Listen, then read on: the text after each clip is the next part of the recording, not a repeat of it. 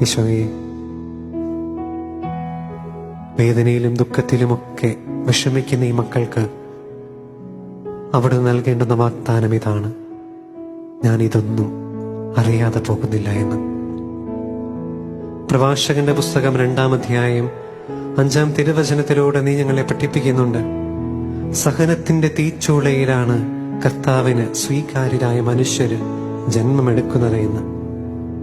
ഈശോയെ, ഈ രോഗികളും വേദന അനുഭവിക്കുന്ന മക്കളുടെ ജീവിതത്തിലെ സഹനങ്ങളുമൊക്കെ വ്യർത്ഥമാകുന്നില്ല.